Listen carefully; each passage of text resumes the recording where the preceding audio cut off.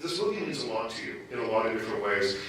It has some personal connections, though, too. Your mom was very ill when you were offered this role, and for some reason this film has from what I've read, from what I understand, you feel a connection to her and this movie. Do you mind talking about that? Sure. I mean, I actually had lost my mom, and it was a year anniversary to the day that Sofia gave me the part, which was, I was in Paris, and it was just very strange, and this is exactly the part that I think my mom wanted me to play, and she always said, if I'm going to play a flawed character, you should be sweet, you should be all the kind of, you should have heart, you should stand for something, you should, go through transition, but, enough of these bad guys and stuff. And so this was kind of the ultimate part. And I think my mom, obviously, I felt my mom in Paris that night, and it kind of meant more to me than just a professional asset. And, it touched my life. So,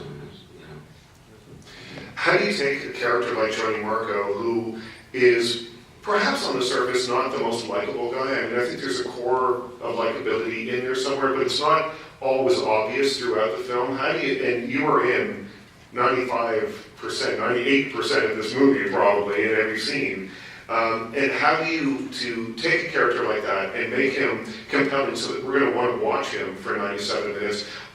Also, and we talked about this a little bit before, about taking a character that sometimes doesn't seem to be doing that much, keeping him still, and yet making him compelling.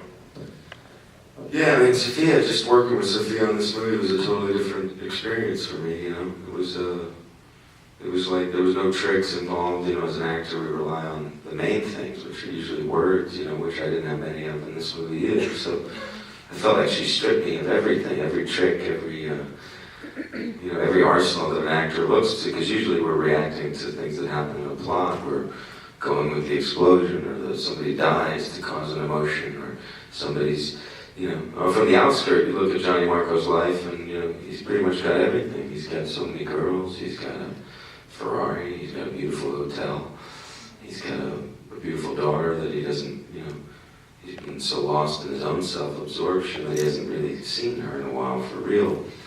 And I think all those things combined, it's like, why do we care about him? But at the same time, he's a broken man, and in real life, I think if you have a lot of money, if we win the lottery tomorrow, we might have fun going shopping for a few days and buying some stuff. But at the end of the day, if you don't fix what's wrong, all those materialistic things don't really matter, And so that's something I kind of learned in my life, because I grew up in LA, where it was all about materialism.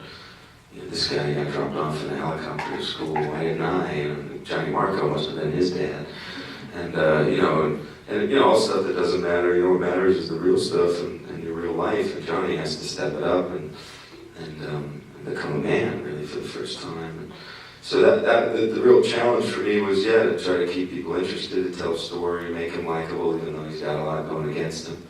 And hopefully you root for him. And ultimately, I think he's waking up. I think the start of him waking up is in the ice skating scene, and then from there, I think the fog starts to lift, and he starts to see this beautiful little girl again.